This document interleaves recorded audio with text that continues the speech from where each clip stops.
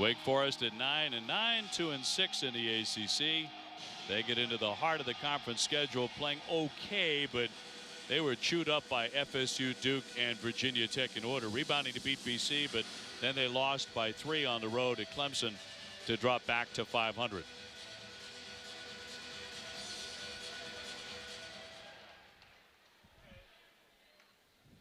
Opening tip, and we are underway.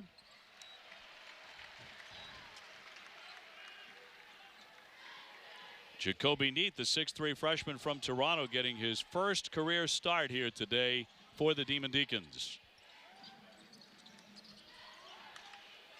Here's Torrey Johnson, the 6'3" graduate transfer from Northern Arizona.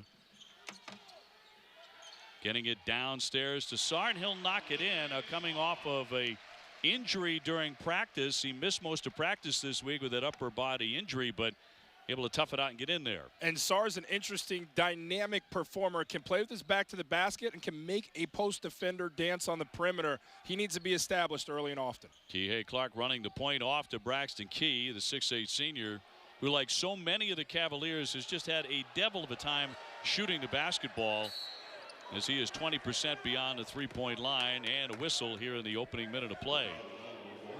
That foul will go against Neath, number 1.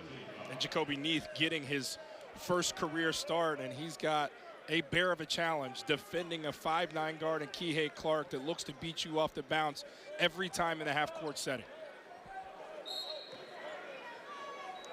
Cavaliers have at least put themselves in a position to return to the NCAA tournament. I think it's too early to be talking bubble at this point, as that one's knocked down.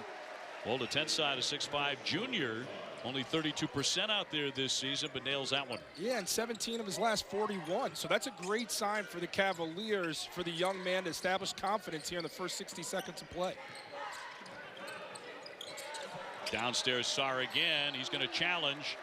Knocked away, and a foul on the play as he goes down. And anytime he gets up, that's good news for the Demon Deacons. And that foul will go on Jay Huff, the 7'1" junior from Durham, North Carolina. And I'm sure Coach Manning on the sidelines is a little nervous watching his 7-footer grab at his shoulder. We know he's dealing with an upper body injury, as told to us this morning.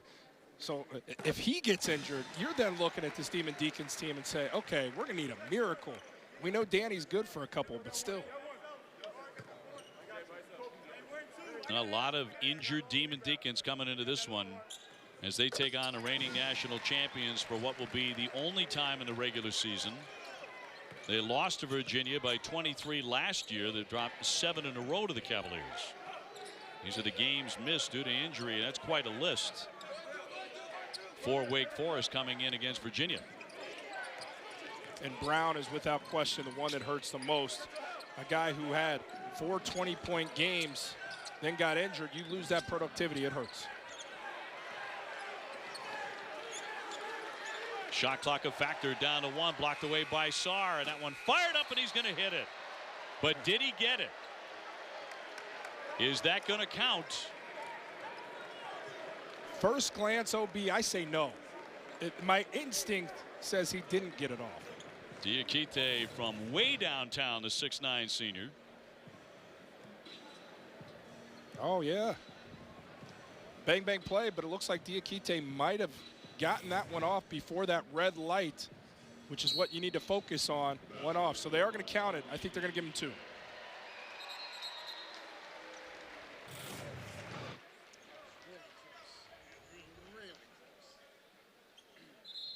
Yeah, he got that thing off, OB. He did. Averaging 13 points, 7 rebounds a game. Named to the ACC preseason first team, and has played pretty well. You have to say nobody on the Cavaliers side has had a terrific season to this point. Yeah, because those shooters are struggling, defenses have really keyed in and focused on Diakite, so his numbers aren't what maybe people expected preseason of him. White with the bounce. Sarr draws the double team. He'll swing it. Neath gets an open look, but can't cash in. But that's a winning play from Sarr. He fielded the double team, knew there was an open teammate, swings across court, and Neath got a good look.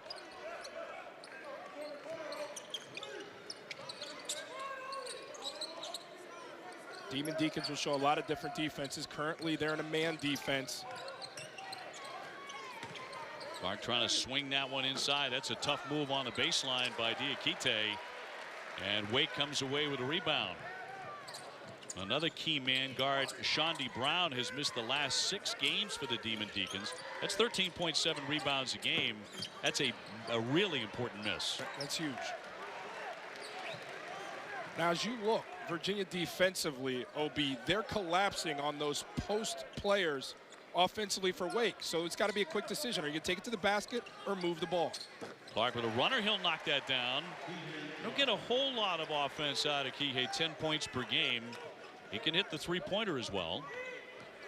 Yeah, and he'll do his job. Get his feet in the paint and create for guys. It goes back to the teammates being able to knock down those shots. Sometimes he does put it on himself to produce. And he will get the basketball to people at 6 assists per game. Sar lines one up. That'll be tipped away and controlled by the Cavaliers and Big J Huff, the 7'1" junior. Cavaliers can come at you with pretty decent size. Are they going to be looking to get it in there in that paint today? Yeah, it's best for their offense to play inside out. They just don't have the shooters to solely rely on the outside shot. But you've got great facilitators in Huff and Diakite to play through. Johnson on the baseline. That one tipped away. Cavaliers with the thefts. And trying to get it on the baseline. Unable to do that was Braxton Key. Virginia, unusual to have 2 head coaches going head to head who are also great players. Of course, Danny Manning, a legend at Kansas. Tony Bennett still ranks #1 in career 3-point shooting in NCAA Division I. Looks like he's still got some minutes left in him too, doesn't he? 2 class acts too, OB, and I know you'd quickly agree with me on that. We always enjoy our conversations with both guys. No question, and they can really play. Wake without a point in the last 3 minutes. And a trip and a foul to stop the clock at 15:39 to go here in the first half. That'll go on Francisco Cafaro, freshman from Argentina, part of that a very deep international flavor for the Cavaliers. I'd like to see more movement of the basketball with Wake, not the ball stopping. And ultimately, that ball needs to touch number 30's hands at all times. Sar needs to be the focal point. Too much dribbling. Yep, needs too easy to guard. Yeah, too easy to guard. Second effort, though. Jumper by Johnson off the front of the iron. He did get it off in time, but a miss. Look, you go back to the Wake loss to Clemson. 6 assists on 25 field goals for Wake in that game. All 6 assists came from Brandon Childress in that game. He's out with injury. How are you going to move the ball and make it tough for the defense to guard you? Key throws it away in transition to Demon Deacons. Tough shot off the window by White. And a battle for that. And a tie-up on the play. The possession arrow will take it the other direction. So Wake has missed 6 in a row. And Sar has not been established nearly enough. Early success to him, and you go away from it. Well, shooting has certainly not been a real strength for Wake Forest. They've been turning the ball over as well all season long, with the exception of the last game where they only kicked it over 9 times. They've been averaging 15 a game. Yeah, and if you're going to struggle like that offensively, you better have a defense to rely on. Virginia struggles offensively. They got a great defense. This is one of the worst defenses, second worst in the ACC with the Demon Deacons. So they find no relief really anywhere on the floor currently. Clark, long distance, can't connect. Well, you're right about Virginia with that pack line defense. That's still intact with all their offensive woes. And there are a lot of those. They're still getting it done defensively. In heavy traffic underneath. Neath couldn't get it to go. Deflected away on the block. That's what Cafaro brings you, a true rim protector, not making it easy going to the rim. Clark trying to penetrate. Key, but a whistle, no basket. That's a 3-second violation. I don't see that one very often. You really don't. Not as much as you used to, right? Yeah, you do a lot of games. I do a lot of games. How many times you heard that lately? That might be the first 3-second violation I've seen this year. Yeah, that's because nobody, for one, wants to play in the post. Right. Everybody loves the perimeter jumper. Everybody wants to be out beyond the 3-point line. So Wake trying to get it going, frankly, just trying to make a shot. As their injuries have mounted, stealing away some key offensive guys for sure. White on the spin, but a traveling violation. And it goes back to that balance that I'm asking for, OB, from this Wake Forest team. Too much guy catch, try to break you down one-on-one. That's fine, but once you don't have it, move it to the next guy. Try to get the defense on their heels. Right now, that pack line, the Demon Deacons are playing right into it. Drive right into a defense that's waiting on you. Yeah, Virginia holding opponents technically under 50 points a game. Off the front of the iron, not there for Key. He's off to a chilly start. That score has been frozen at 7-4 for quite a while. Neath with a pull-up from 17. That missed ugly. Yeah, but that's ultimately what you're going to have to do. Those pull-ups, that mid-range jump shot, even extending to the three-point shot. You're going to have to hit some of those to really challenge this pack line defense. It's waiting for you to bring it to the rim. Neither team has scored a single point in the last 3 minutes. Another turnover forced by the Demon Deacons. And a whistle on the play and another traveling violation. But he's putting Sar in a bad spot. At 7 feet, you're throwing the ball for him to catch it in stride with traffic defensively waiting on him. And he's catching that thing at the free throw line. You're leading him to a turnover. Diakite, the senior, who was very big in Virginia's magical NCAA tournament run. He averaged 8 rebounds, 3 block shots a game, particularly defensively. Now, they would love a little more offense out of him. He's getting about 13 a game, but the defense is there. Yeah, and you got to let that defense remain constant. And offensively, don't try to do what you're outside of your game. Just play your game, be a star in your role. That has been the foundation of Virginia's success. We're selling the game, locked up on the baseline. Shot clock down to 5. Well, the 10 side will hit that one, a three-pointer. And so it's over many minutes, but it's a 7-0 run for Virginia. Golden Tensai, a pair of threes, continuing to find his rhythm and some consistency beyond the arc.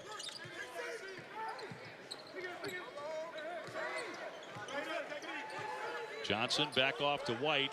He can nail that three. He's 40% out there. He's in fact their best three-point man. Johnson into very heavy traffic. Kind of forced that shot. Kind of did force it, but look, Wake Forest, 25% of their scoring comes from the free throw line. So playing downhill and attacking a defense is what they do. You can't get caught up in the fact that it's that pack line. You got to stay within who you are. That line is holding. They've forced 10 consecutive misses for Wake Forest. Golden Tensai again, not this time from the other corner. And a travel and a rebounding fray as Cafaro went down, but traveling on that play. And Virginia on top, 10-4, 11:56 to go here in the first half. Cavaliers finding a little bit of rhythm, dare I say, from the outside. The team is beaming with confidence now. They've gotten away from solely relying on Jordan Wara as their go-to guy. He's still that, but the pieces around him have elevated their play, making Louisville that much more dangerous. 17-3 overall, 8-1 to lead the pack in the ACC. Syracuse climbing the ladder in there. Oh, yeah. The Orange are absolutely on fire. You and I saw them their very first game of the season. In fact, it was against Virginia at the Carrier Dome. They did not look like an NCAA tournament team. Suddenly they do. Yeah, and you could say a month into the season and further, they still didn't look like one. They've really come into their own with this 5-game win streak they're riding. And Jim Boeheim knows how to coach a little bit. Sood off target. The long ones continue to fall away for the Demon Deacons. This has been a season-long problem, of course, for Virginia. They're only 27% from three, overall 40%. They did not expect to be this poor offensively. They really did not, and it's open looks like this from Morcell that simply have not fallen. They've gotten the looks in their offense that they want. These shooters just aren't the shooters Coach Bennett had hoped they would be. Oguama, the 6'9" freshman, picks up his first foul. And OB, what really encapsulates those struggles is Casey Morcell shooting 16% from three. You saw the look there. He's taken the most threes on the team, and he's shooting 16%. Yep. And it's looks like that aren't falling. He started in the season opener against Syracuse, but just had a terrible time getting the shots to go down. Skipping into the lane. That won't drop for Coleman. I expect him to see some minutes today. The little guy, the freshman, he's been impressing Tony Bennett. Tony told us before the game he wants to get him in there more frequently. Foul at 10:39 to go in the half. And what has not been a pretty start for either team. That personal on Jay Huff, the 7-footer. He's picked up his second. Wake Forest has gone 8 minutes without scoring. And when it starts to become this obvious, the struggles, you then look to the guys who can get you a basket. Sar out of the game right now. Who's the next guy up, and it's the guy at the basketball, Andrew and White. 9 points a game, but a guy who was a 1,000-point scorer at Charlotte before coming here. They're going to swing it down underneath, and Oguama can't connect. He'll win it back, a dribble down, can't make that one. Nothing falling. The battle continues. That won't drop. And another scrap for that one on the deck and a tie-up. It'll remain on this end of the floor. Will give Wake at least points, and the crowd is doing this for being relentless. There's your silver lining, OB, right there. Look, you're not going to see a conversion here, but you're going to see a whole heck of a lot of fight from Wake down low.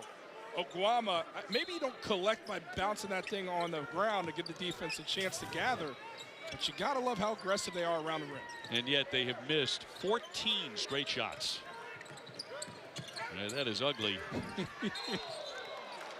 And another travel. There have been a bevy of those here in the first 10 minutes. Yeah, turnovers coupled with missed shots. Where on the other side, as Virginia looks to capitalize, they too haven't done the best job valuing the basketball. And the margin for error is slim with the Virginia team that struggles to make shots like they do. You can't couple that with turnovers too. It just plagues an already struggling offense. Well, it felt the way these two teams have trouble making baskets, it was going to be a rock fight, especially with the injuries to Wake today. It has played out exactly that way. Marcel with another miss. Marcel, talented freshman out of Fort Washington, Maryland, but not making his shots. Virginia started 2 for 2. Since then, 2 for 10. So Sarr back in the game. Pick and roll exchange is something good between White and Sarr, because Sarr can pull up and shoot the three. But he's got to get touches. That's not a proper angle. It's partially on these guards to find ways to deliver him the basketball down low on that block in pristine scoring opportunities. To just loft it up lazily, that's a turnover. Work to get to an angle on the wing, get it down low in isolation, let your big man operate. Well, you saw a shot there, Brandon Childress. That's 15 points a game. They're missing out with a lower leg injury, the foot in a boot.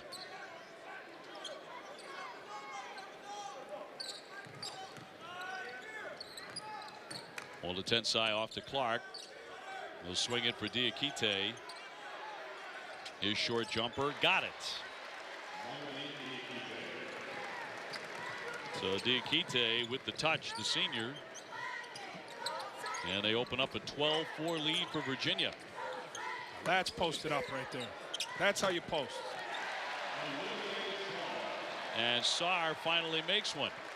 Sarr buried Diakite, played before the catch, showed two hands. The perimeter had no choice but to deliver it to the big fella.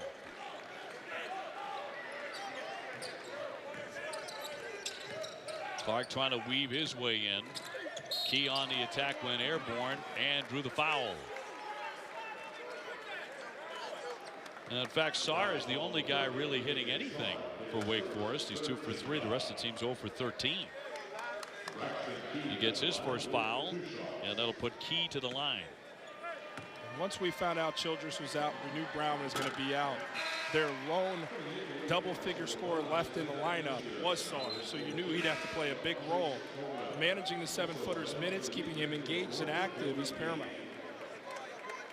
And Shondy Brown, 6'5" junior. They have missed him mightily. Remember, he lit up number 23 Xavier in mid-December for 26 points. He was named ACC Player of the Week. So this is now 6 consecutive games he's been out with a leg injury.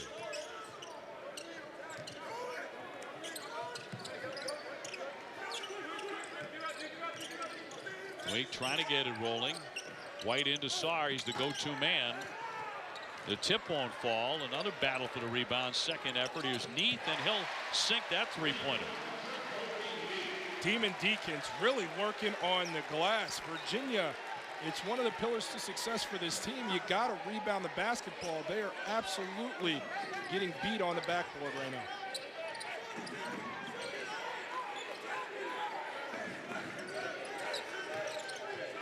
Coleman back to Marcel. Into that paint. He's pushing off, an offensive foul. Wake Forest came to play, defending their home court. They're climbing back. this point with 7:35 to go in the first half, Wake Forest and Virginia. You see Wake at 17% from the floor, 3 out of 18 shooting.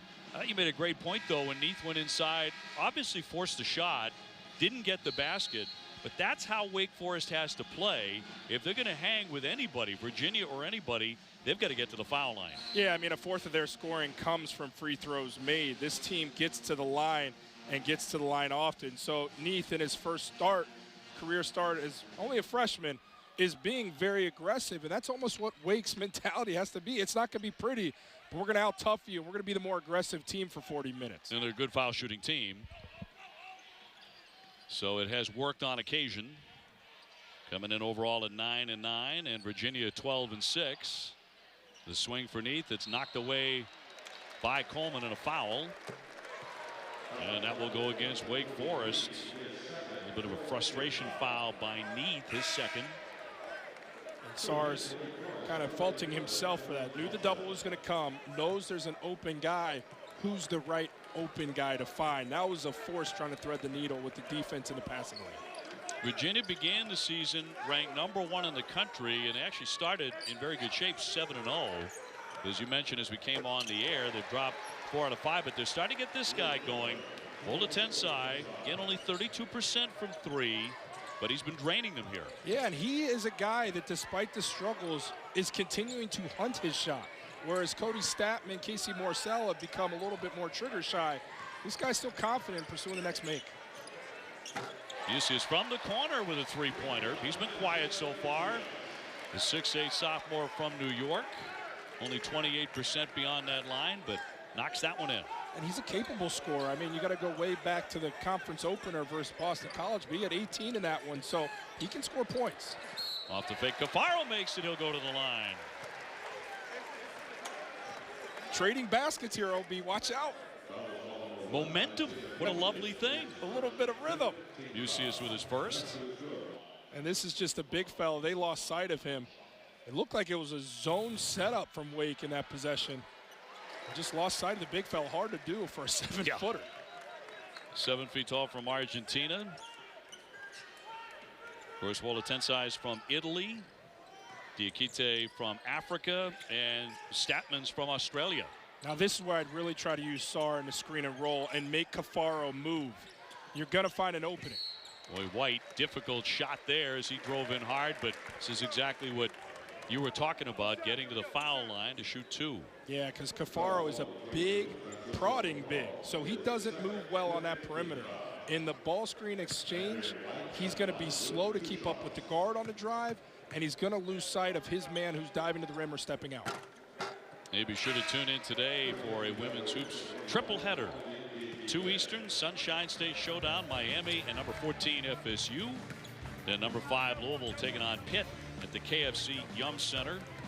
And then it's North Carolina and NC State, all on the ACC network. Also follow on the ESPN app. One of our favorite places to visit for basketball at KFC Yum Center. And one of the loudest in the country. Well, it is the professional team there in Louisville. Yes, it is. And they treat it as such. Virginia on top, 19-13. Clark running the point, 6 assists per game, but he gives that one away. And now Wake with a chance in transition. And a foul as White went up for the lay-in, and he will head to the line again. And this has been one of the problems for this Virginia team. Look, we all know that they can't make shots, and that's been a struggle thematically all season long, but it's been the untimely turnovers that have really cost them as well. And that was a live ball one that allowed for a scoring opportunity going the other way. Now Virginia with a challenging slate of games coming up right around the corner. They've got FSU next, then Clemson, then they go to Louisville. And in fact, they face Louisville twice and Duke in Charlottesville right before the ACC tournament. And you know what that says to me for a team that is still thinking postseason? You don't want to be the reigning national champ that for only the 3rd time in history doesn't make the tournament. Those are opportunities to get you into the postseason if you could take advantage of a few. Key tiptoeing in the lane. Diakite will clean that up very nicely. Mamadi Diakite, the senior. And Virginia on top, 21-15. And targeting Sarr again. Diakite came in to play some defense on him in the paint. He commits the foul. I love how the big fella's working. Try and carve out some space and demand the basketball. Not just post up, but doing the extra work. Calling for that ball. Mamadi with number 1. And so for Sarr, it'll be a 1-and-1. Again, he missed most of practice this week with an upper body injury. Got very few minutes of practice time, but able to get the start today. And as you look right here, this is a guy who wants it. He's hungry, showing 2 hands, showing them. And right before that sequence, he was like really flashing those hands, making it obvious, hey guys, on the perimeter, I'm our best option. He may be the only option right now. In fact, he scored on 5 of their last 6 possessions. Yeah, and this is a guy who's more than doubled his scoring average from a season ago. Uniquely gifted. At 7 feet tall, moves well, is capable of hitting the outside shot, although it doesn't take a lot. He changes ends well as an active defender and rebound. Coleman fires it up, not there. Mucius with the rebound. He's had a couple of bright spots for them this season. Way downtown and drilled by Mucius, who had 18 in the season debut at Boston College. He's rarely been in double figures since then, but on target with that one to make it a 1-point game. And that's also what you want. It's not necessarily transition scoring, but it's in pursuit of early offense, not allowing this great Virginia defense to settle in. Try and beat them down the floor and get early. Shot clock down to 7. And a rebound knocked away. Coleman came in too strong. He commits the personal. And back to the Wake basket. And Wake is just playing with an energy. Look, the initial thrust, nothing, but that defense, Diakite sags off. Mucius doesn't shoot a great percentage, 28% from 3, but it was in rhythm. And it's because they went for that early one that has guys like Isaiah fired up this afternoon. And Mucius had been 4 for 16 from 3 in his last 3 games. Wake Forest at the line. With so much of their offense has come from this season, White is 77%. You mentioned he had a 1,000-point career at Charlotte before he came to Wake Forest in the ACC. And he's coming off a very, very nice game, 22 against Clemson. Yeah, now we've got some energy in the building. First lead of the day for the Demon Deacons.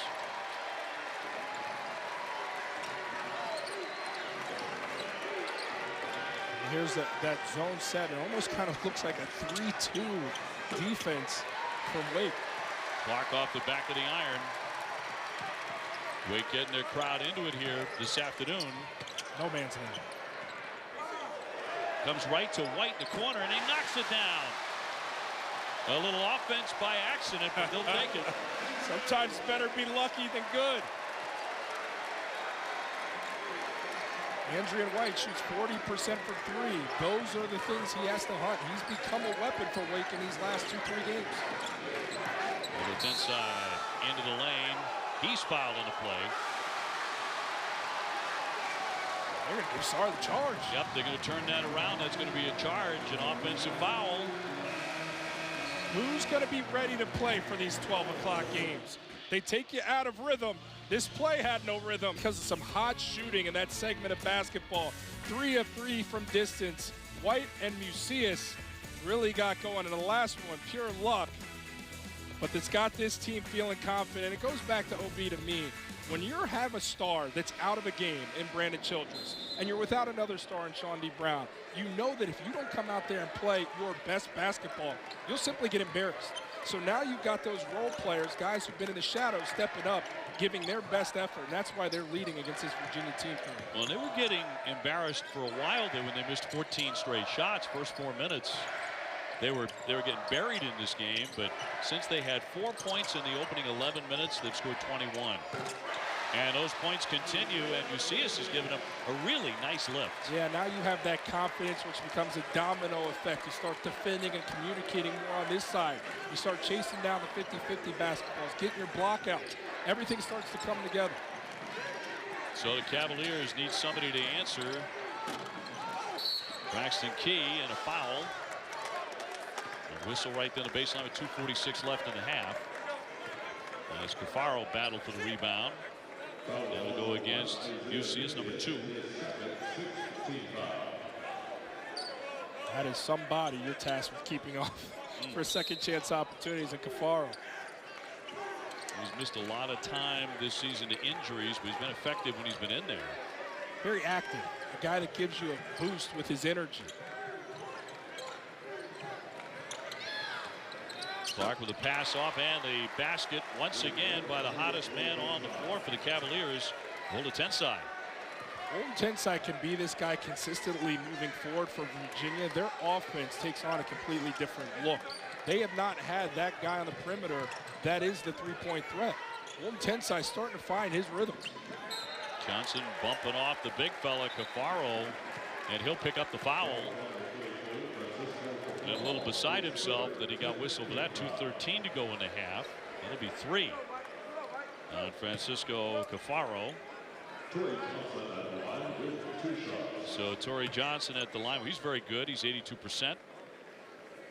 Grad transfer from Northern Arizona.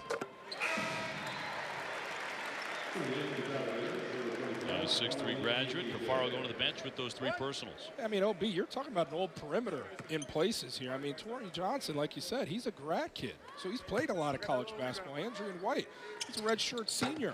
And Isaiah Mucius is playing with the confidence of a senior right now, albeit only a sophomore. But these guys have played a lot of basketball. They should not come out here and fear the team they're playing, most especially because of the struggles Virginia's been doing.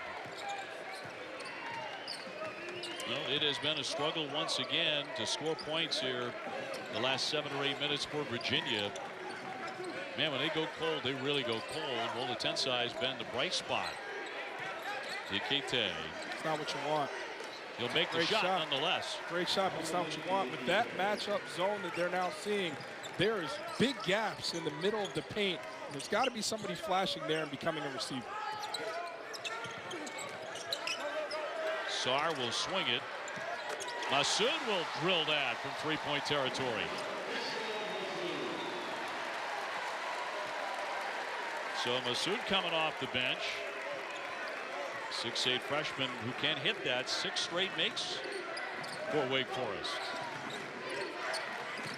So they went from as cold as you can be to cooking. You can tell Virginia's been confused with the different looks defensively. Clark will hit a 2-pointer. Kihei Clark, the sophomore, to make it 32-28.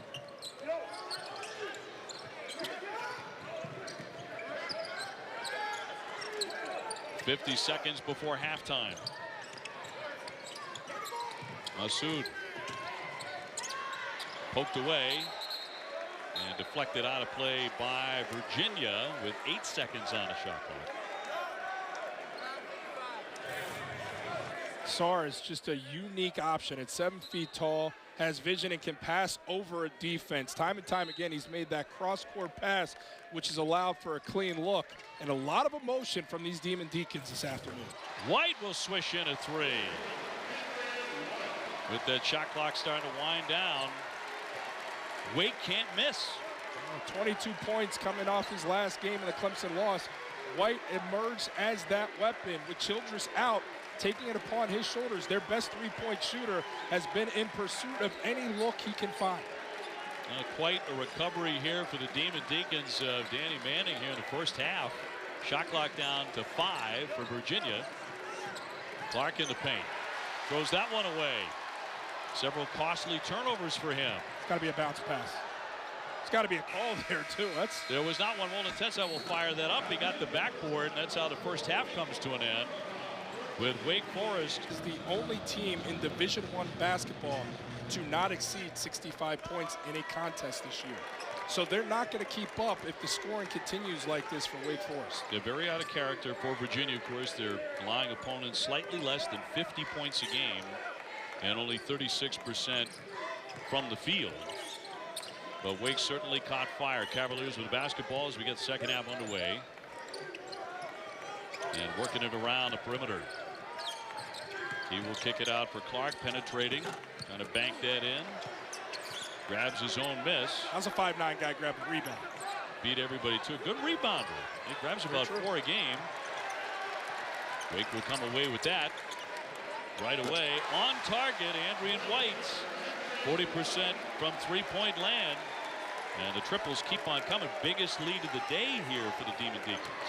Andrian White, 2 of 3 in the first half from distance, and you allow him to comfortably step into one at the top of the key. A mental lapse defensively from Virginia. Wake Forest has not defeated the reigning world champion 10 years. Last time they did was North Carolina. Key down the lane, but no.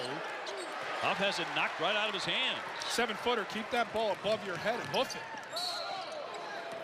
And it's going to be a double dribble. So they will turn it over back to the White three-pointer. Lack of communication here. Clearly, the guy bringing up the basketball is of most importance, and Diakite shrugs.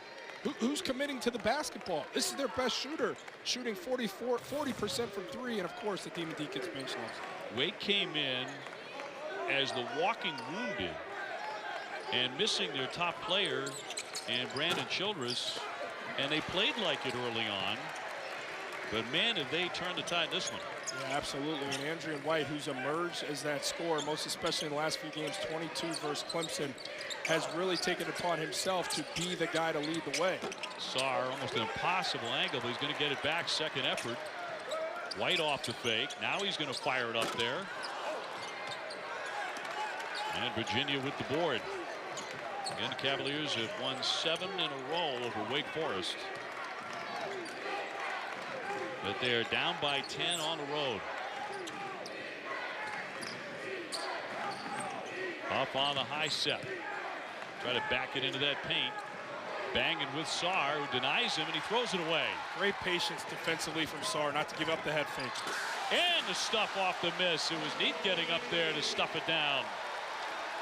40-28. OB, tell me that's not effort.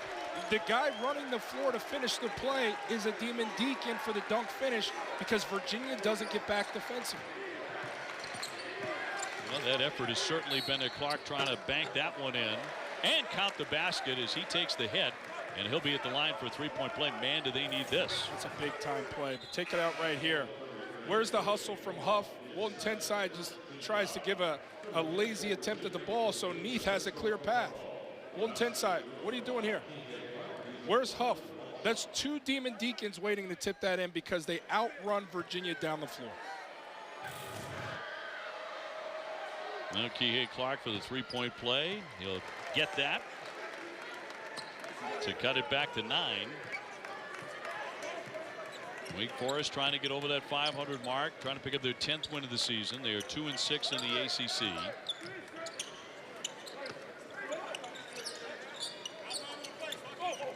The swing into the lane, knocked away.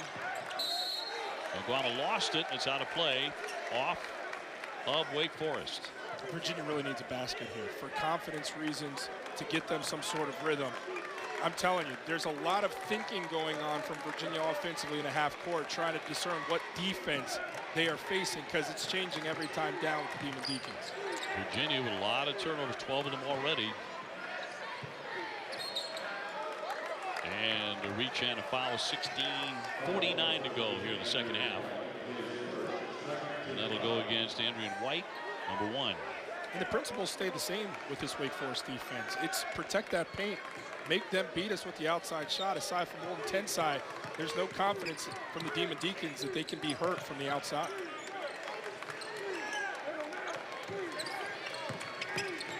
Key feeds Walton Tenside from the corner, and it's a round and out. He's certainly been the hot hand for the Cavaliers today. Going to stay on this end as the crowd howls here in Winston-Salem.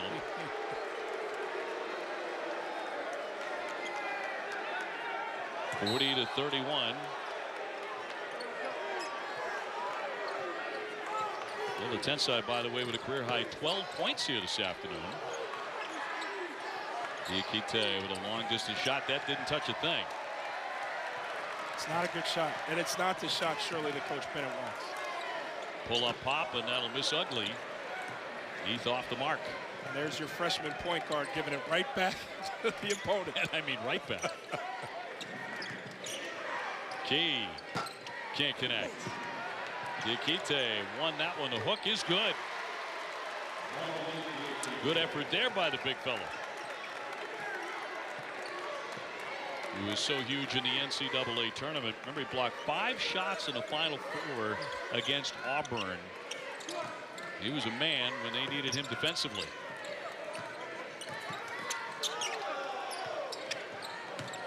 Off the fake, Sarr charging inside, and he takes a hit. He's fouled on the play.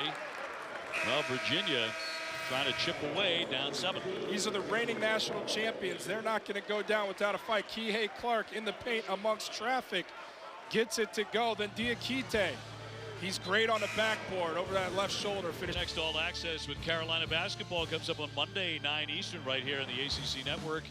Your unprecedented All Access pass gets you never before seen footage and sounds from Carolina practices, workouts, games, other related activities. Roy Williams now at 880 all-time wins. The Heels snapping that 6-game ACC losing skid yesterday against Miami. Been a fascinating season for North Carolina. I don't think Roy would use that word to describe it, but it's been unusual, to put it mildly. And it ain't going to last long, as you saw the McDonald's All-American list come out. North Carolina leads the way with 4 of those guys. So just sit tight, Carolina. Got a great class coming in. Well, Wake at the line. And Sarr, the 7-foot junior from Toulouse, France. Had a nice season, back-to-back double-doubles at 16 and 12 at Clemson. Has 8 double-figure rebounding games this year. He's done that rather quietly. He's been a bright spot for Wake Forest. OB, they got to continue to keep him involved in the offensive scheme here in the second half. I know the three-point shot has been incredibly kind to the Demon Deacons, but he's your star on the floor. You see Wake doing it at the foul line, which they have to do to be competitive. The games they have won, they get to the line a ton. 5 on the shot clock. The swing for Clark. He'll kick it out for the 3-pointer, but that's going to be off the back of the iron. Marcel can't hit, but they're going to get another chance. And look, that's it for Virginia. You wonder why you're not winning games. That's a pristine look from Marcel with nobody in sight. That's 16% from the 3-point line on the season. Comes pretty obvious. Boy, nice give in the lane, and Key takes a hit. He'll be at the line to make it 42-35. Guama with the foul is 3rd. And that's where Marcel can contribute best. Obviously, he's a good defender, but pursuing driving lanes and then finding cutters for higher percentage shots. The 3-point line, yes, you've had Walton Tensai give you some, but that is never going to be the friend to Virginia that they hope it to be this season. So cutters and driving lanes have to be what you pursue time and time again. But to your point about, his original 3-point shot, that's a shot they've been hitting for years. And you got to take it. And Coach Bennett's the first one to say it. Like, look, I don't care about the percentages. These are shots that come within our offense. If they're good looks, forget about percentages. You got to take them. Just have not been making them. Shooting an awful percentage. That one clangs away.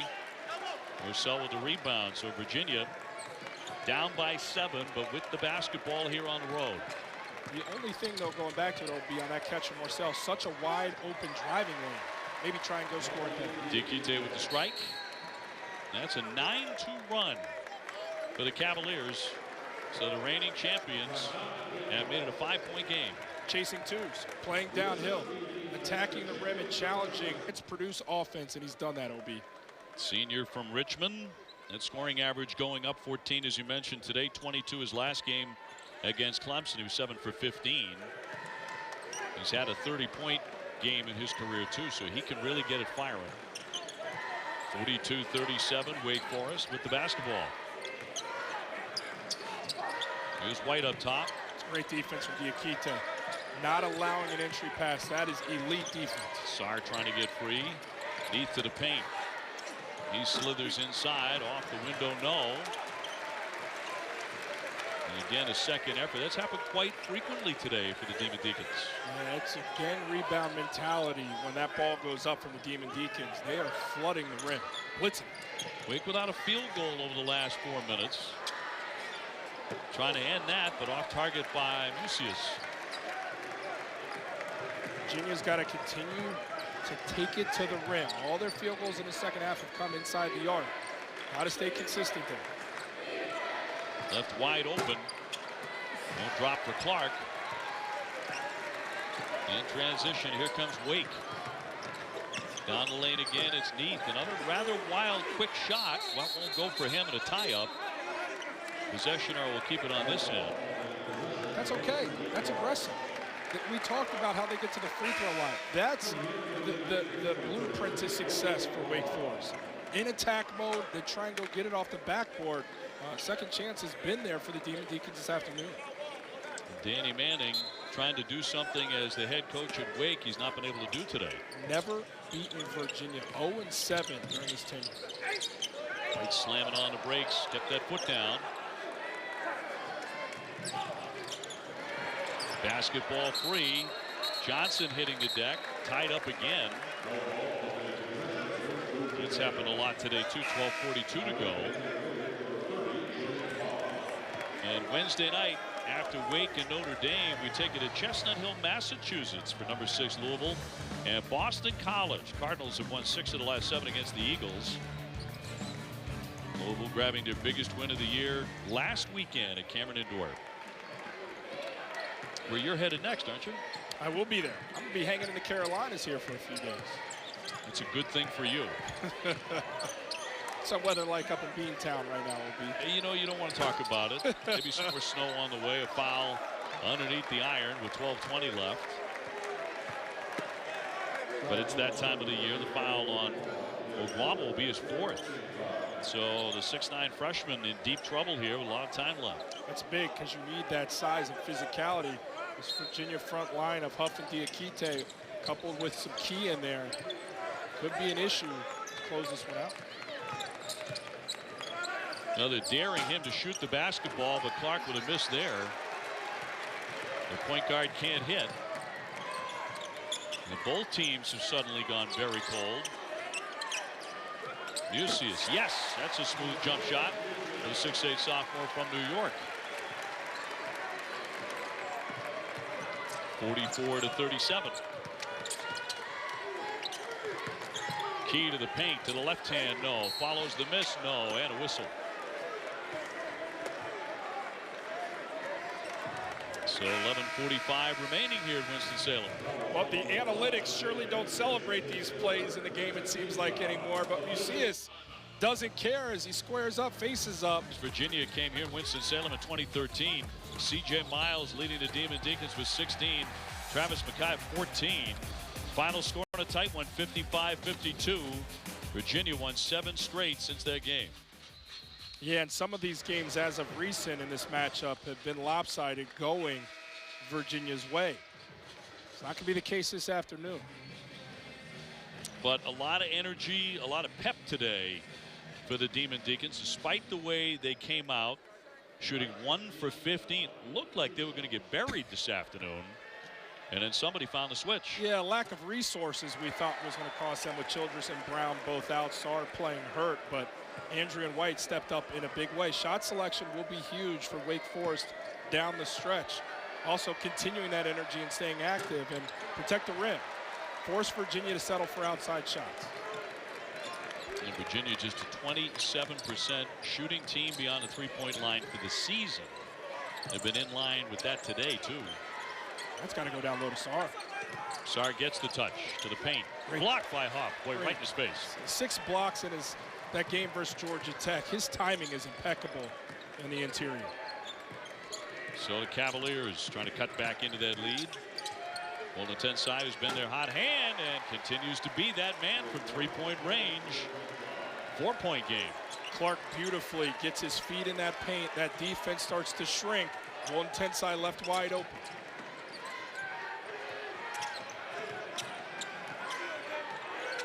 Masood gives it up for Neath. Getting his first career start here today, the freshman. He gives it away. He's been very up and down this afternoon. So Virginia showing a little bit of life here, down by 4 points. Not for Morcell. Coming up on 10.5 minutes remaining here. It's Key swooping inside. Draws the contact again, which he's very good at doing. The senior from Charlotte, back to that block a moment ago.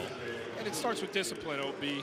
Sarr shouldn't be fading away at 7 feet. He chooses to, and then you see Huff stays low when that shot's released. Then he makes the deflection, and then here, Kihei Clark gets his feet in the paint, collapses the defense, kicks out for the baseline three. Key drops in the first one. 8-2 run here for Virginia.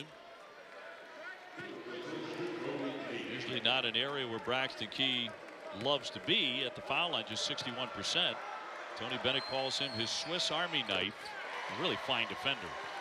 He does so much, provides true stability for this team. Offensively at his best when he's attacking a closeout, driving it, or cutting as a receiver and finishing at that rim. Well, Wake's lead has been slashed to 2.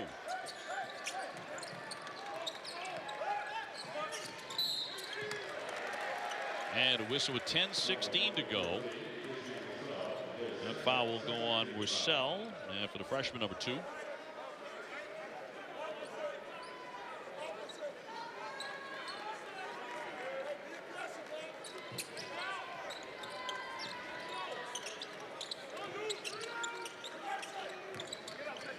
Here's Musius. Back off for Johnson. Tripped up. Virginia didn't think there was a foul there, but he went down. Personal on Jay Huff, 7-footer, with his third.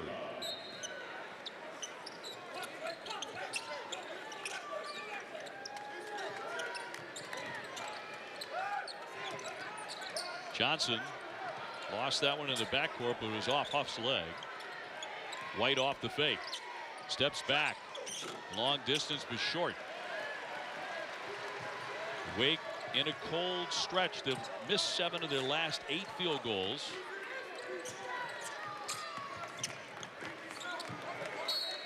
Slapped away by the Demon Deacons. Under 10 minutes to go. And Diakite coming back on. Be sure to tune in today for women's hoops triple header. 2 Eastern. It'll be Miami and number 14 FSU. Then number 5 Louisville taking on Pittsburgh. Followed by North Carolina and NC State. Wake Forest in front, 44-42. Masood got a pretty good look, but that one clangs away. So this is the second long, cold shooting stretch of the day for the Demon Deacons. In the first half, if you missed that, they missed 14 straight at one point. Yeah, and it's been the shot selection which I've questioned. Some of these attempts haven't been good ones. They've been, I thought that was maybe a decent look for Masood, but rushed within the offense. At this point, riding down the stretch, I would try to get a touchdown low to Sarr. Doesn't have to be a scoring opportunity, but just to settle them and provide options offensively for looks. Right now, too much settling, and it's allowed Virginia to climb back in. And the white foul putting Clark at the line, where he is the best on the Cavalier team, 86%. His decision-making down the stretch will be under a magnifying glass. He's got to be good with it. Has to operate and make the proper decisions here in the last 9 minutes. Well, he has tied the game at 44.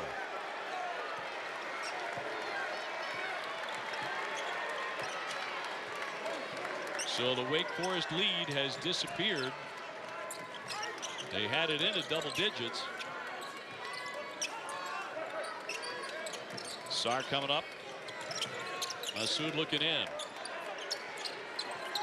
Sarr looking for the ball. Got it up there, but no. I don't know why he's fading. At 7 feet, take a power dribble and try and go into the defense. Earn a whistle. Put the pressure on the officials to put you at the free throw line. Last few offerings have been fading away low percentages. And Diakite with some lockdown defense as well, which he's known for. Shot clock down to 10. Diakite to the paint. Gave it up. Another turnover for Virginia. And now batted away. Diakite coming as the trailer knocked that free. Here's Morsell to the rack. He'll lay it in on a tough reverse. And Virginia storms back to grab the advantage with about 8 minutes to go. Their first lead since it was 21-20. White with a bounce. Brassard back out. White will fire. Got it! Gonna call it a two-pointer. Brassard gets the touchdown low, fields a double team, and again the domino effect. Somebody's open. The patience and the selflessness to deliver to White for the look from the perimeter. 46 all. Key wants to go in strong. Diakite from the paint. No. Rebound, spins free to the Demon Deacons. In a 46-46 game. Play two-man game on that side. Rosario, you got him over the top. It's exactly what they do. The double team, he misfires. Tired. He's fatigued. Too much back and forth. Playing through him at this point has started to build on him, and he's starting to huff and puff. I'd attack him defensively here. And a timeout with precisely 7 minutes to go. We got to fight. We knew it'd go back and forth, and it has been absolutely that. Giveaway to giveaway. Key spins to wins. The bounce pass. Casey Morcell doing his... Every Sunday is our weekly basketball studio show. We preview the week and look back at the best games from last week with highlights, analysis, and a lot more. Tonight's show is 8 Eastern right here on the ACC Network and the ESPN app. I'm so glad we got a show, because with Carlos Boozer and Luke Hancock, Louisville and Duke last week, it could have got ugly. Could have. Those two managed to remain professional, and I think it took their relationship to a whole new level. Good to know. Professional decorum. Ruling in the end. We'll see who winds up ruling here in Winston-Salem today, as we are tied at 46 and Virginia has the basketball. Clark at the point. They've kind of been daring him to shoot it. Won't fire it up there. Morcell will. And they're just not falling. They haven't really all season long for the Cavaliers.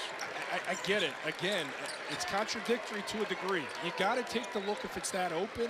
But again, it's just been so unkind. I drive it. Morcell is athletic enough to drive that. If he's that open, there's a driving lane to attack.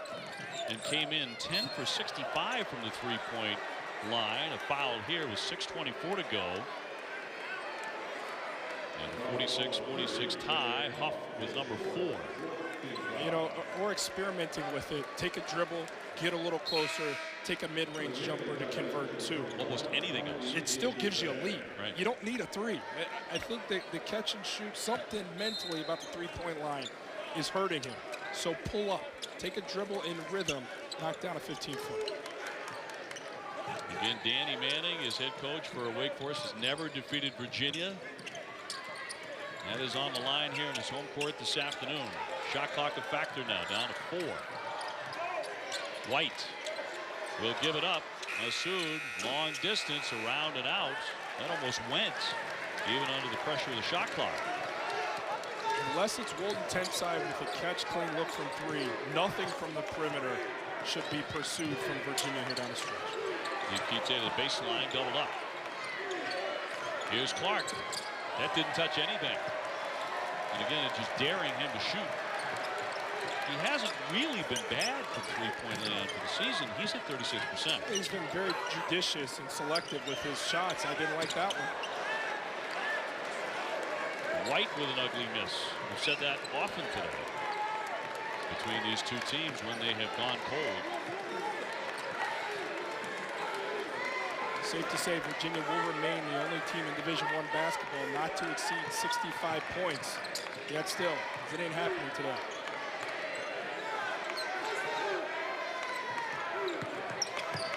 Clark with the drive and kick. Shot clock down to 3. Key with the miss. On the Tensai battling for that rebound, but can't get to it. Wake wins it back in a 46-46 tie. It's a terrible shot. Braxton Key, that is a terrible shot as an upperclassman. You got to do better. That is settling at its finest. Massoud, no. Airmailed that one. Yikes. Who wants to win it? Who wants to win this game? 4.5 minutes to play. Corner jumper. Yes! Well, of course, it's Walden Tensai, who's had a big afternoon.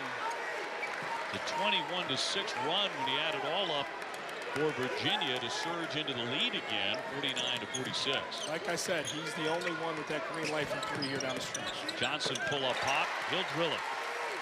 Torrey Johnson, man out of Chicago, to make it a 1-point game. We're in very familiar territory for Virginia. Lost 4 of their last 5. In those 4 losses, they have led under 5 and have not been able to close it out. The give here for Key, and that's going to spin off the iron. Somehow did not go down as he misses the dunk. And tipped out of play by Key. So it'll be Wake basketball when we come back. 3:36 on the clock. Since right before the break. I don't want anybody shooting threes from Virginia except Walden Tensai. 6 of 11 from distance. His teammates 0 of 12. That's why he is our Zaxby's player of the game. 18 points. So down the stretch we come. His career high. He has been firing up the triples, 6 out of 11. And pretty good on the glass, too, 6 rebounds. And so it's Virginia by 1, 49-48.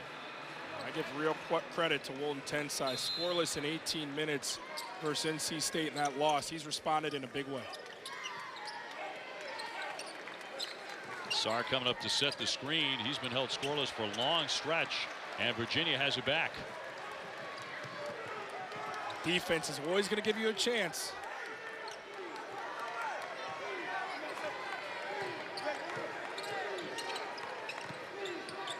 Diakite spinning in strong. He's fouled. Just a little over 3 minutes to go. Elite execution there. You've got Walden Tensai, who's been red hot, playing 2-man ball on one side of the floor. With Diakite, your best interior option. When Diakite got that touch, he made a snap decision to attack the rim, thus earning the whistle. Fouled by Sarr, his second. Diakite 74% at the stripe.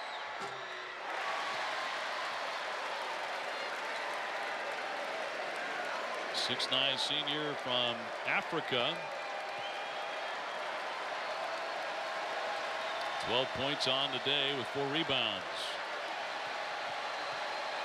And number 2.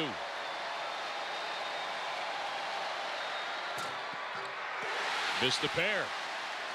Okay, for everybody wondering why the fans got so loud, yes, it's because of the game, but they also get a free sandwich if there's 2 consecutive free throw misses. So we know where their head's at right now. Well, the other night at Virginia Tech, it was free bacon. If North Carolina did it, and they went crazy. On a tough drive, Johnson with a basket and 1.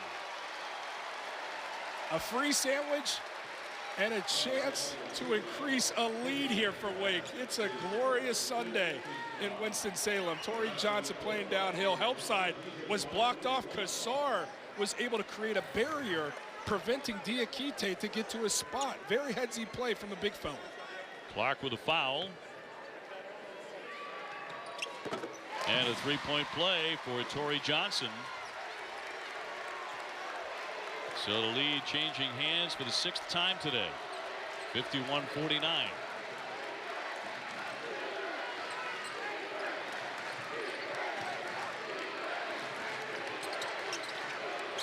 Olatense, not this time. Johnson gives it up.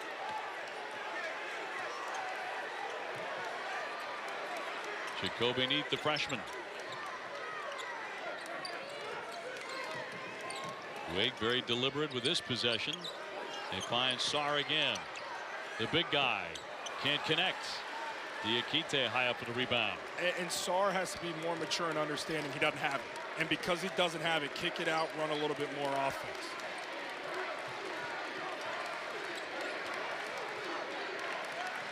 Marcel to swing.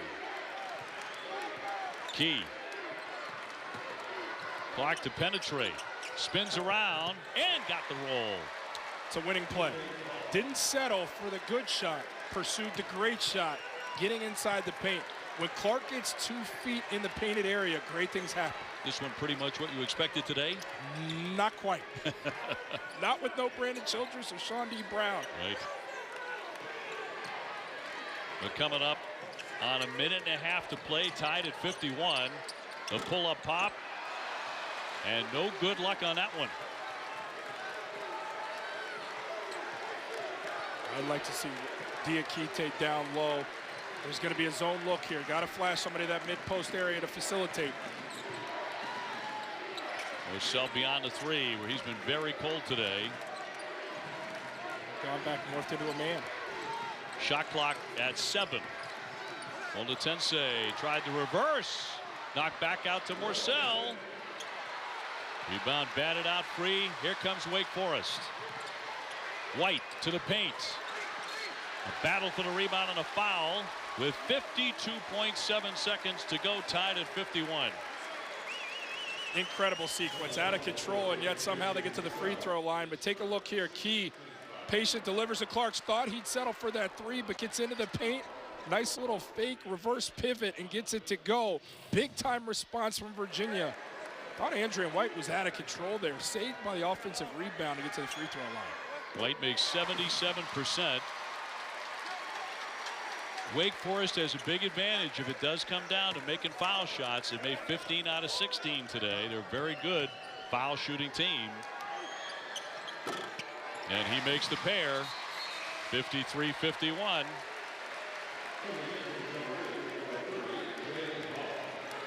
You got to go to your best players in moments like this. That's what they're on the floor for. That's what they're on their team for. Diakite has to demand the basketball. Let him make the final decision here, using maybe a cutter like Key or a kick out to Olatense. Olatense baseline again. Got airborne. Here's up from the corner. Got it! He nails the three.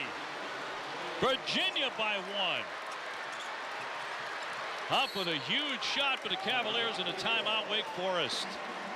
34.7 remaining here at Winston-Salem. And Jay Huff, the 7'1" junior, just drilled it. And because you got to respect Olatense from 3, he attacks the Musius closeout, draws perimeter, has made plays that have been winning ones down the stretch in moments like this. Will the perimeter defense from Virginia answer the call here and get an also important stop? So Tony Bennett trying to come to Winston-Salem and grab a victory over the Demon Deacons. His 7'1" junior Jay Huff just hit a gigantic three-pointer to put the Cavaliers up by 1 with 34.7 to go, and Wake with the basketball.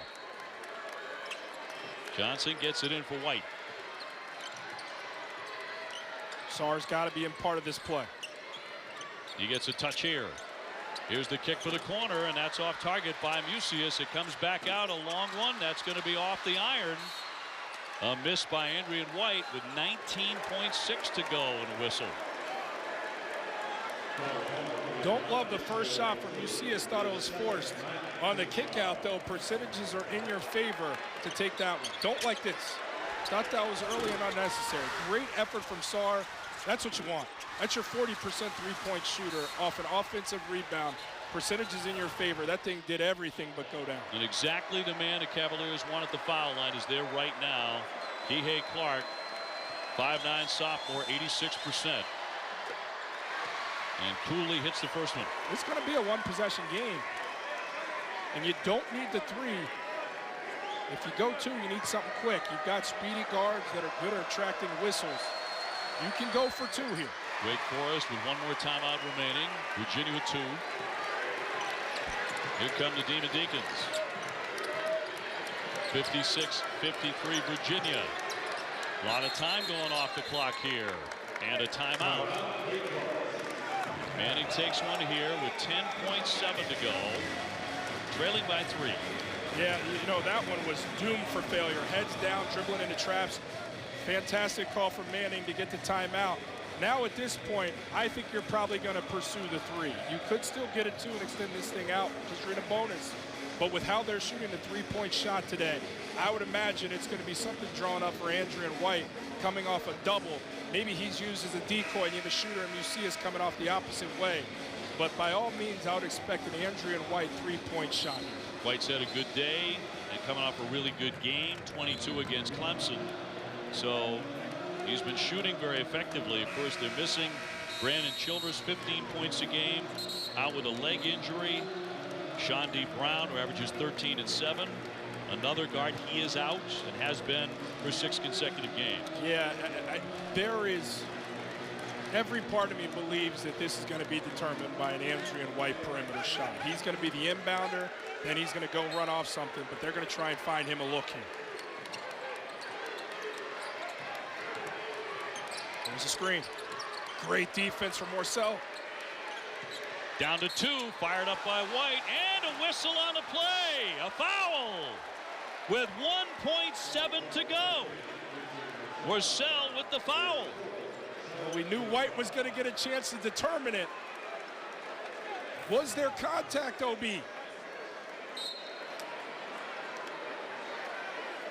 And Tony Bennett will take a timeout here. What do you think? Oh, I think it was contact. I think that's a foul. I think he caved down and came into him and made contact on the shooting hand. Backing in on Morcell.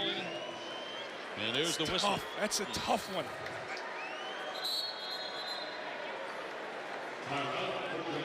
And Virginia with a timeout. 56-53 Virginia. But with 1.7 seconds to go, White will be at the line. It's a bang-bang call, OB. Initially, it looks like he came down, caved him, and made contact. What you now got to determine is, was that all ball? Was that all ball? I'll take another look. Shot here from three-point land. Oh, I think he got, yeah, you know, there was some contact. He got ball initially, but I think he came through on the shooter. So this will be 3 shots coming up. You got a hand. That's like you got him on a hand. That's a 3 shots coming for Andrew White with an opportunity to tie it up. 1.7 to go. And again, a very reliable foul shooter, not the best on the team, but 77%, very solid. And 7 out of 8 in this game. And hits the first one.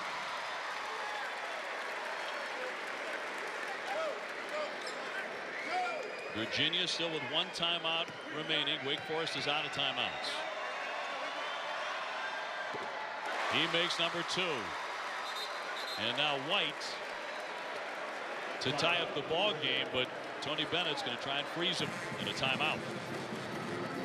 You talked about Andrew White having to step up and be the guy in the absence of Childress. I don't think there's more of a moment to be the guy than this one with the free throw. Now you got to understand, if you're Virginia, you still got to do the job on the block out.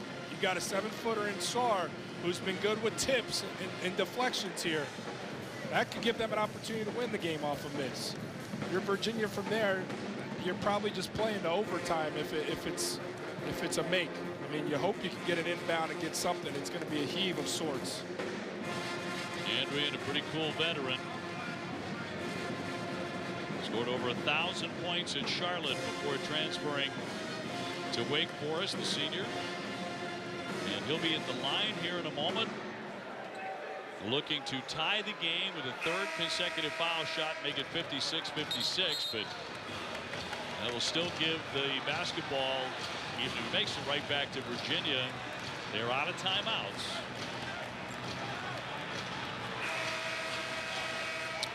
$22 points in his last game versus Clemson.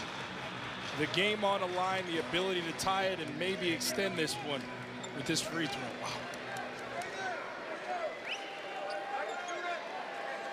Native of Richmond, Virginia. A foul shot to tie it. Got it. Clutch there, 56-56. Wake Forest dropping back. Key to put it in. You're going to have a half-court heave opportunity here. Here's Clark. Here's the heave. He got it up there. Oh, he almost made it. How about that? We're going to overtime. Wow. He almost nailed that shot for a game winner. But at the end of regulation, it's Virginia 56 and Wake Forest 56. Incredible confidence at the free throw line from Andrew White. Not 1, not 2, but 3 of them, OB, to extend this one. So overtime in the ACC here this afternoon with our first game. White in the clutch, but Clark almost hit this heat. Woo. Goodness. I mean, how about that? Virginia struggles to make threes, almost won it from three-quarters court. Wow. Momentum has surely shifted right now to Wake Forest. This crowd is engaged. You had your redshirt senior deliver 3 free throws with your life on the line this afternoon. Will that edge bleed over here into this extended session? Boy, he was as cool as you get at that foul line. Was he ever? Draining 3 in a row, needed to make a ball to try to get this game to overtime. Dihei Clark from three-quarter court almost nails it, which would have broken the Wake Forest hearts here. So we play on into OT. Hey, look, I get it. It is late January. There's a lot still to be determined in this season. But for Virginia, who still is thinking postseason, the reigning national champ, these 5 minutes go a long way to determining what your February and ultimately what your March are going to look like. Now Morcell with that foul, of course, fouling White while in the act of shooting a three-pointer with under 2 seconds to play. That'll be talked about, no doubt, a lot. The freshman with a key play there, but give the credit to the guy who went to the foul line and nailed 3 in a row. Incredible. So overtime in Winston-Salem. Virginia wins the tip. Just a personal note, this is my 3rd consecutive overtime game in the ACC. Wow. So stick with me, buddy. Davy Drama. We got a new nickname. Clark won't shoot it. Key airborne. Tough shot there. Follows his own miss very nicely. Key is he's simply at his best when he's driving that ball, playing with momentum towards the hoop. His conversion rate incredibly high. So Virginia 58, Wake Forest 56. Lucius with a pull-up pop, a lot of iron, but it goes down. Tied at 58.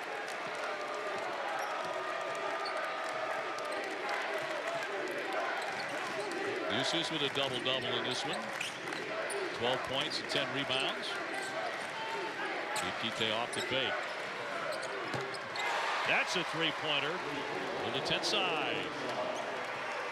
I don't know where they would be without him today. I mean, are you kidding me? 7 of 13 from 3.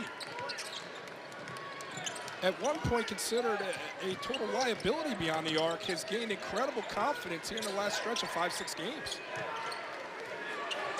Over the top inside, Lucius will take the hit. He'll go to the line. Hey, Wake Forest, it just needs to have, complete attention of him from 3. As you see Key playing bully ball, and then Mucius with the response with the pull-up in traffic. But Walton Tenside to get any kind of look at this point, you can't sag off him. Sarr needs to have an awareness. Or excuse me, that's Torrey Johnson needs to have an awareness of him. You cannot play off the lucky lefty. By the way, foul number 5 on Jay Huff. With a giant 3 during regulation for Virginia to put them into the lead. So the 7-footer is done. He has fouled out, and those points, as big as they were his only points today. I mean, yeah, we talk about the free throws, 3 of them coming from Andrew and White, but that 3-pointer from Huff was paramount to even get us to this position. Sure was. So Wake at the line, which is a big, big part of any success they have, but a misfire there. Lucius is one of the few guys who doesn't shoot them very well. He was 7 for 15 from the line coming into today. And in this system, that's a place you're going to have to grow, because so many opportunities within this Wake offense come from the charity stripe. Makes 1 of 2. 61-59 Virginia. In overtime.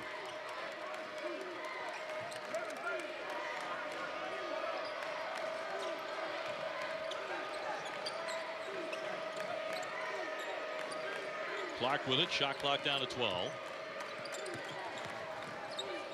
Got up in the air, rolling Tensai again. Shot clock at 6. What a look. Diakite underneath. No basket, fouled before the shot. That was with just 4 on the shot clock. Well, Tensai threading the needle there. Heck of a catch from Diakite. The foul without question was on the floor. They want a continuation here, but it's not the league. Foul on Torrey Johnson is first. 3:04 left in our first overtime. Diakite, the senior.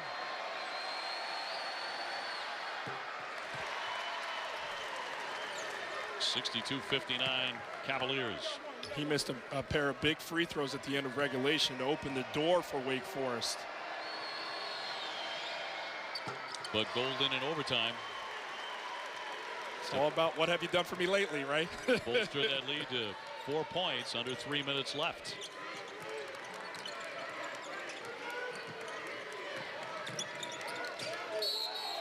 And a travel on the freshman. Neath has had a couple of those today. He gives it back with 2:52 to play. Yeah, just playing too fast. Gotta let it come to you. Just total reverse switch of the pivots there.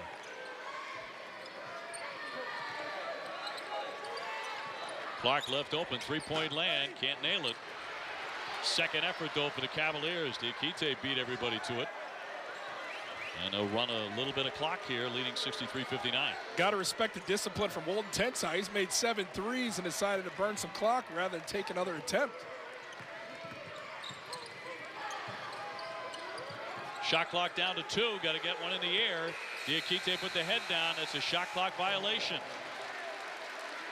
That's just not something you see from Virginia. That encapsulates what this season has been offensively, despite the terrific effort from 3 from Walton Tensai. The lack of awareness of the shot clock from a Coach Bennett team, you just don't ever see that. Very rare. No, they perfect those kind of possessions. Yeah, they know how to work the clock and then get it in the 11th hour, not be unaware wholly.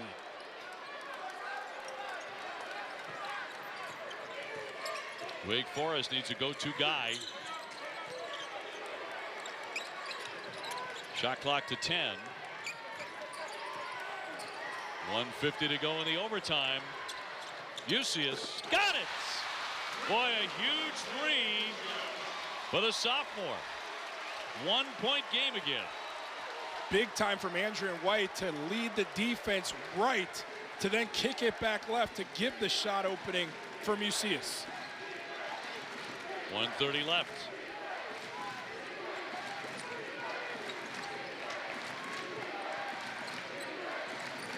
Morcell looking for the baseline. Shot clock once again down there at 4. Here's Morcell. He just can't buy one, and another whistle in the lane with 1:13 to go. And a 1-point lead for the Virginia Cavaliers. Massoud will pick up number 3 for Wake Forest. And look, Morcell had to take that. Shot clock was winding down, but the fight into the interior, absolutely Massoud holding on to Key. Right whistle there. Key to the line, the senior from Charlotte. Only 61%. Give yourself a chance, compose yourself before shooting that thing. Rushing it. And missed the both. And they're going to keep it nonetheless. Wow. Wake Forest on the line. So Virginia gets it back with 1:12 to go in the OT. An unforced error that could potentially be the difference depending on how this possession goes. Boy, that is a tough. After 2 missed foul shots. Oof. A gift for a gift. Out of the key. No, in close. Diakite right back up. That drops in. 65-62. Diakite with the fight. That's what he does best. In the trenches, the dirty work. Johnson around the back. Slips and he lost it. Key scoops it up. Try to go all the way. Lays it up. No. No whistle on the play. 45 seconds to go in the overtime. On the attack. Trying to slam it in, but not there for Sarr, but a foul nonetheless. Wow. Execution in the open floor, pretty impressive from the Demon Deacons. So much going on. The execution late game has been less than desirable. You can't handle the rebound there. Miss layup. Love the dog in the fight in Mamadi Diakite to get one to go there. Well, the 10 side just picked up the foul to put Sarr at the line. You talk about his legs not being there, you know, down the stretch. Yeah. A foul shot like that, that's evident. OB, that's a great point. The legs aren't there. You're seeing a lot of shorted free throws here down the stretch when you need them. Does make the second. Virginia by 2 with the basketball here in overtime. Don't need a foul. Just got to defend and get a stop if you're Wake Forest here. About 11-second discrepancy, 11-12 seconds between shot clock and game clock. Got to pursue a 2 here unless it's a driving kick out to Walden Tensai, who's been lights out. Clark getting his feet in the paint. Here's Clark. Still with it. Shot clock down to 5. He'll drive it. Fire it out. Walden Tensai. No. That didn't even touch the iron. 8 seconds to go in the overtime.